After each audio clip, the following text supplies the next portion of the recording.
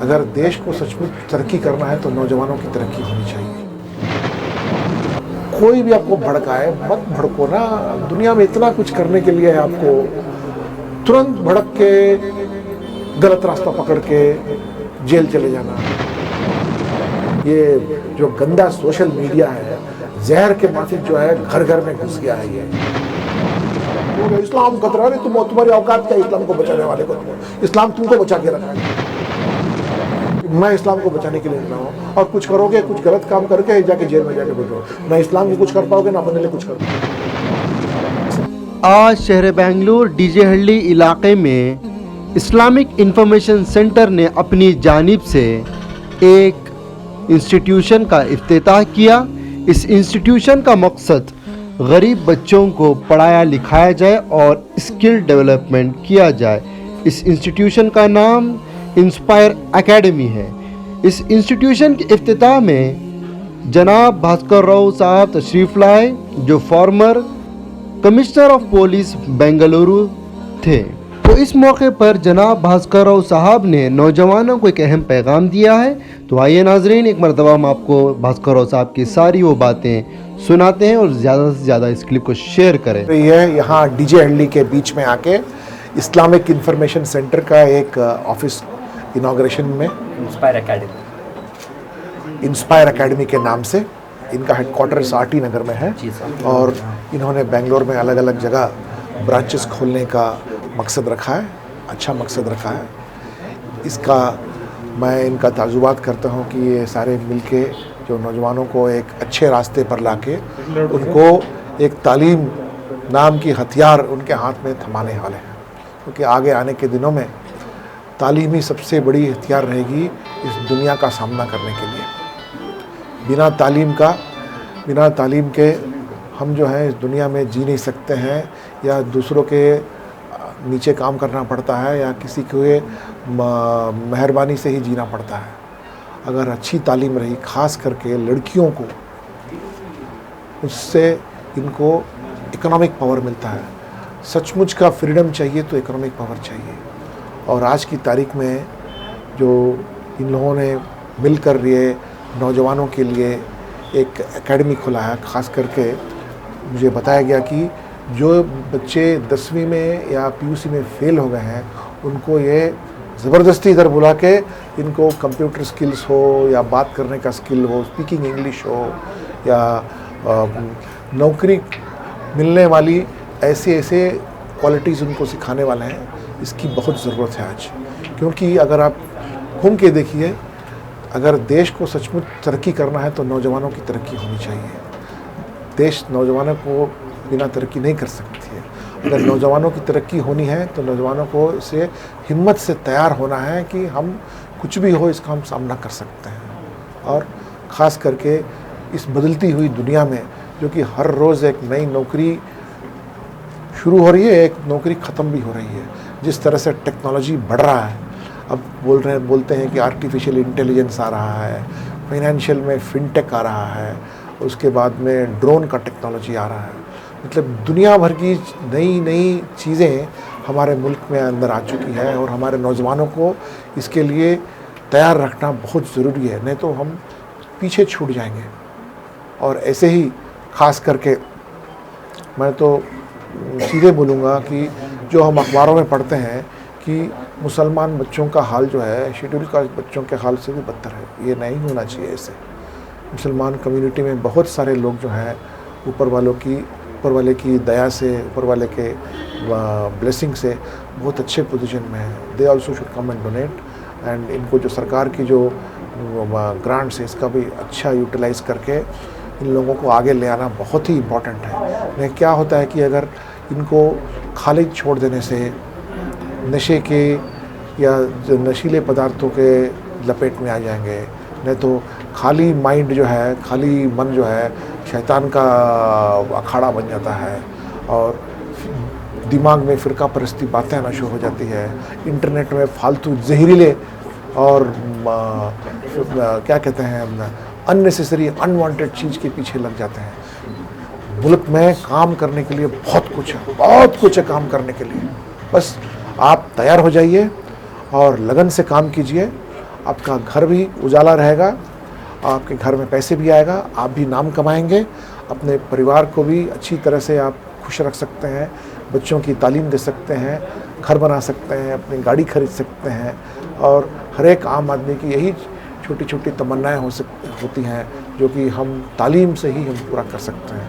मैं ताजुबात देता हूँ, कंग्रेचुलेट करता हूँ आप सबों को कि आपने एक ऐसा स्टेप उठाया। एंड केवल आप इनपुट पर कंसंट्रेट मत कीजिए, आउटपुट पर भी कीजिए। जिनको आपने तैयार किया है वो आगे ज़िंदगी में कैसे कर रहे हैं, और फिर से वो आके दूसरे बच्चों को भी वो मदद करेंगे। वहाँ पर दूसरे बच्चों को भी आगे, अगर हम एक दूसरे की मदद नहीं करेंगे तो। और सबसे इम्पोर्टेंट बात मैं आपको ये कहना चाहता हूँ कि कोई भी आपको भड़काए मत भड़को ना। दुनिया में इतना कुछ करने के लिए है, आपको तुरंत भड़क के गलत रास्ता पकड़ के जेल चले जाना, बोलना कि हम इसके लिए जान देने के लिए। अरे अपने आप को जान दो ना, अपने आप मेहनत से काम करो, पढ़ो लिखो, खाओ पियो, मस्त रहो। जहाँ मजहब की बात है, whoever it is, I am giving the message to all youngsters, don't get distracted. अगर आप डिस्ट्रैक्ट होते हो तो somebody will make you distracted. अपना काम करो ना, हक से रहो, किराएदार नहीं हो, हकदार हो, यही पैदा हुए हो, यही तुम्हारे काम है, यही करना है। ज़्यादा दिमाग लगा के बड़े बड़े चीज़ पर सोचने की ज़रूरत नहीं है। अपना काम करो, मेहनत से करो। हम सब इंसान हैं, हम एक दूसरे का बहुत बहुत प्यार करते हैं, एक दूसरे को बहुत चाहते हैं। अगर ज़्यादा अनवांटेड चीज़ पर अगर हम गौर करें, ये जो गंदा सोशल मीडिया है, जहर के माफिक जो है, घर घर में घुस गया है ये। और इसको आप जितना देखोगे, लाइक करोगे, फॉरवर्ड, इससे कोई फ़ायदा नहीं, इससे केवल नुकसान ही नुकसान है इससे। और इससे दुश्मनी बढ़ती है, प्यार नहीं बढ़ता है। मैं देखा हूँ, चाहे वो हिंदू हो या मुसलमान हो। इसका सही इस्तेमाल करो ना, इसमें कितने काम की चीज़ें, इसमें so many good things are there, उसका इस्तेमाल करो, उससे सीख के। आज जैसे इन्होंने शुरू किया है, ये भी इसका इस्तेमाल करेंगे, फेसबुक का इस्तेमाल करेंगे, इंस्टाग्राम का करेंगे, ट्विटर का करेंगे। अच्छे नेक काम के लिए करो, नेक काम के लिए करो, ताकि लोग उससे और आगे बढ़ सकें। लोगों के अंदर में एक कामयाबी और एक कॉम्पिटिटिव स्पिरिट आए, और इससे इन लोगों का क्या कहते हैं, स्किल बढ़े। स्किल बढ़ने से क्या होता है, चाहते हैं आज सब तरह के लोगों की ज़रूरत है इस मुल्क को। लोग मिल नहीं रहे हमको। We want good people everywhere. एक तो हो गया हार्ड स्किल, मतलब आपका जो मेन काम। एक हो गया सॉफ्ट स्किल, अच्छी तरीके से बात करो, दोस्ती रखो, मेल मिलाप रखो, भाईचारे का फीलिंग रखे रहो। एक तरफ यही नहीं, दोनों हार्ड स्किल, सॉफ्ट स्किल, दोनों पे आप, दोनों पर आप कंसंट्रेट कीजिए साहब आप, ताकि एक ही चीज़ सीखने के बाद लोगों को क्या है ना कि एक सोसाइटी में कैसे जीना है वो भी सिखाना बहुत ज़रूरी है। और ख़ास करके जैसे आप नौजवानों को कर रहे हैं, माई रिक्वेस्ट इज़ दैट लड़कियों को, बच्चियों को भी आप पूरा इंकरेजमेंट कीजिए। अनलेस एंड अनटिल वो इकोनॉमिकली इंडिपेंडेंट नहीं होंगे, वो हमेशा किसी के मेहरबानी से उनको जीते रहना। दिस इज़ व्हाट, क्योंकि आप कमिश्नर भी रह चुके हैं और आप एक तारीख भी बनाकर गए हैं। इस इलाके में ड्रग्स का काफ़ी मशहूर नाम रहा है, तो ड्रग्स को रोकथाम के लिए कैसे तरीक़ेकार इस्तेमाल किया जा सकता है? ये ड्रग्स की बात जो है ना, और ये हमारे सरहद से लेके डीजे हल्दी तक इसका वही किस्सा है। ये तो पहले सबसे पहले क्या है ना कि अगर मेरे से अगर बाहर की बात बोले, पहले इसको सरहद पर रोको, फिर यहाँ रोको, और फैमिली के अंदर रोको ना इसको। ये लड़के जो ड्रग्स के या नशीले पदार्थ के इसमें जपेट में आ गए, लपेट में आ गए हैं, इनको टाइम बहुत है। अब छोटे छोटे चीज़ जहाँ जहाँ पैसा मिलता है उससे, इनको नौकरी की ज़रूरत है, इनको काम की ज़रूरत है, इनको बिजी रखना चाहिए इनको। तो ऐसा इंस्टीट्यूट हर जगह खुलना चाहिए। ऐसा यूनिट अगर हर जगह खुले, और आप एक रीडिंग रूम भी बना के रखिए, ताकि किसी को ऐसा नहीं है कि कोई केवल कॉम्पिटिटिव है, जिसको भी चाहे वो इधर आए, बैठे, अखबार पढ़े, मैगजीन पढ़े, या कुछ भी सीख के जाए, या कुछ किसी बातों पर अगर चर्चा भी हो, डिस्कशन भी चले, और उससे कुछ लोग कुछ सीख सकते हैं। एक उस तरह का एक चैप्टर बनाइए, ताकि कैसे हम तरक्की कर सके, कहाँ नौकरियाँ मिलती है, अगर यहाँ नौकरियाँ नहीं मिलती कैसे हम लोन लेके आगे बढ़ सकते हैं। क्योंकि किसी और के इंतज़ार में मत रहिए, आप अपना हाथ से आगे जितना बढ़ सकते हैं ये करके आप whichever religion you believe that your religion also tells you work hard. कोई भी ये ऐसा नहीं बोलता है कि आप आराम से रहो, सुस्त रहो करके, मेहनत करो, तालीम पाओ एंड आगे बढ़ो अपना, and that is the best thing. बाकी बड़े बड़े चीज़ों में ये जहाँ वहाँ उसका दिमाग, क्योंकि भड़कने वाली बातें बहुत रहती हैं यहाँ पर. अपना काम करो ना. हमको तो, मैं आजकल बहुत जगह गया, जैन कम्युनिटी वालों से मुलाकात किया मैंने, ये राजस्थान के जो सिरवी कम्युनिटी है उनसे मुलाकात किया, और सिखों से, सिख सरदारों से, उसके बाद में ये पारसी कम्युनिटी से. ये नंबर्स में बहुत कम है, बहुत कम इनकी संख्या है, लेकिन क्या है कि बड़े मेहनत से काम करते हैं, किसी से कोई झगड़ा नहीं, कुछ नहीं. अभी मैं जैन कम्युनिटी, सिरवी कम्युनिटी से, अपने ज़मीन वो खुद खरीदते हैं, अपना प्रेयर हॉल, अपना मंदिर वहीं, आई माता का मंदिर वहाँ बनाते हैं, अपने नौजवानों को, लड़कों को, लड़कियों को वहाँ बुलाते हैं, त्यौहार मनाते हैं और व्यापार में लगे रहते हैं. उनको किसी से मतलब नहीं है, उनको अपना कम्युनिटी इससे मतलब है. ज़्यादा सोचने जाओगे ना तो यही सब अननेसेसरी झगड़ा वगड़ा, तो भड़काऊ चीज़ तो होते रहता है. पहले भड़कना बंद हो जाए तुम्हारा. You should not become so sensitive to everything, you should become sensitive only to your needs, अपने नीड के साथ में. तो बी कंसंट्रेट, आपको किस चीज़ की ज़रूरत है उस पर ध्यान दो. आप बड़े बड़े चीज़ को कि कुछ हो गया, इस्लाम खतरा है, तुम्हारी औकात क्या इस्लाम को बचाने वाले को, इस्लाम तुमको बचा के रखा है तुमको. कि मैं इस्लाम को बचाने के लिए निकला हूँ, और कुछ करोगे, कुछ गलत काम करके जाके जेल में जाके बैठो, ना इस्लाम को कुछ कर पाओगे ना अपने लिए कुछ कर पाओगे. इससे अच्छा पहले अपना काम करो, इसी से अपना धर्म भी बचेगा, अपना परिवार भी बचेगा.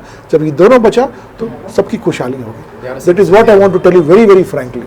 So there is a general perception here that Kannada is confined to Hindus and Urdu is confined to Muslims. In spite of Muslim being in more than a crore population in Karnataka, how important do you think for the Muslims to learn Kannada language? Kannada, मैं बेंगलोर का वासी हूँ, बहुत सारे लोग जो है यहाँ पर जो है, एक चीज़ है ना कि कोई भी ज़ुबान सीखने के लिए, उसके लिए दिल से एक तमन्ना चाहिए कि मुझे ये ज़ुबान सीखना चाहिए करके. यहाँ पर जो है मैं देखा हूँ कुछ जर्मन्स और कुछ जापानीज़ जो टोयोटा में काम करते हैं, आके फटाफट कन्नड़ा सीख लिया उन्होंने. बेरज यहाँ पर 25-30 साल रहने वाले लोग कन्नड़ा सीखने में उनको हिचकिचाते हैं. बुद्धिमानी इसी में है कि जहाँ के लोग हैं वहीं सीखो. देखिए मेरे घर में मेरी माता मराठी बोलती है, मेरी बीवी कन्नड़ा बोलने वाली है. अगर मैं बोलूँ कि नहीं मैं कन्नड़ा नहीं बात करूँगा करके, एक तो काम भी नहीं कर सकता हूँ या लोगों से मिलना. जितनी भाषाएं सीखोगे उतना अच्छा है ना. अब देखो हमारे यहाँ कितने लोग फ्रेंच सीख के फ्रांस में जाके अच्छा व्यापार कर. लैंग्वेज जो है, भाषा सीखना तुम्हारे बिजनेस के लिए अच्छा है. रोज कि मैं ये ज़ुबान नहीं सीखूंगा, ये क्या कहते हैं, ये फ़क्र का यह है कि मैं मेरे ज़ुबान से दूसरा ज़ुबान कोई भी अच्छा नहीं कर. ये इससे क्या होता है कि आप कुएं के मेढक बन के बस आप एक ही जगह रहोगे. अब जितनी ज़ुबानें जानते हो आप उसको, आपको उतना अच्छा है, आपको उसको तो आपके लिए उतना अच्छा है. और आप उतने लोगों से मुलाकात कर. मैं कितने लोगों को जानता हूँ, कितने मुसलमान ही लोगों को मैं जानता हूँ, वो कन्नड़ा भी जानते हैं, तेलुगु भी जानते हैं, तमिल भी जानते हैं, मलयालम जानते हैं, उर्दू भी जानते हैं. क्योंकि उनके वो बिजनेस के लिए उनको आसान हो जाता है ना. और जितनी आप लैंग्वेज जानोगे ना उतना आप लोगों को और पहचान सकते हो. नहीं तो क्या होगा कि अगर आप केवल उर्दू है तो केवल उर्दू कर रहोगे तो बस आप अपने आपको बाकी जो दूसरा कुछ कर रहा है आपको गलत ही लगेगा हमेशा. जितनी आप दूसरे चीज़ सीखोगे, आप वो जितने खिड़की खोलोगे, खिड़की से बाहर देखोगे तब ना हवा दिखेगा आपको. पूरा खिड़की बंद करके रहोगे तो उससे क्या है. क्या मैसेज देना चाहेंगे इंस्पायर एकेडमी? भाई तो इंस्पायर एकेडमी को जितने ज़्यादा लोग हो सकते हैं वहाँ तक आप रीच कीजिए, reach as many people as possible. And और लोगों को ये मैसेज देना चाहता हूँ कि ऐसे ऐसे इंस्टीट्यूशंस का पूरा फ़ायदा उठाएं. और तीसरा मैसेज मैं देना चाहता हूँ कि जैसे इन्होंने शुरू किया है, इनका देखा देखी करके दूसरे भी जिनको अपने ताकत अनुसार वो भी शुरू करें. सभी चीज़ जो है नफ़े के लिए नहीं शुरू करना चाहिए. कुछ चीज़ जो है ना चैरिटी, इससे कोई भी खुश हो जाए, इससे किसी 2 आदमी का पेट भर जाए, किसी को अगर कोई रात दिख जाए, करते रहना. इसी से तरक्की होती है. कभी नफ़ा या घाटा देख के कुछ करने से कभी देश की तरक्की नहीं होती. कभी कभी यू हैव टू सैक्रिफाइस कि चलो मुझे ऊपर वाले ने इतना दिया, मैं दे देता हूँ, छोड़ देता हूँ. आपके यहाँ तो इसमें लिखा हुआ है ज़कात दे के लोगों की तरक्की करो आप. That is your internal matter, but definitely it is a universal message. It is a universal message. Thank you.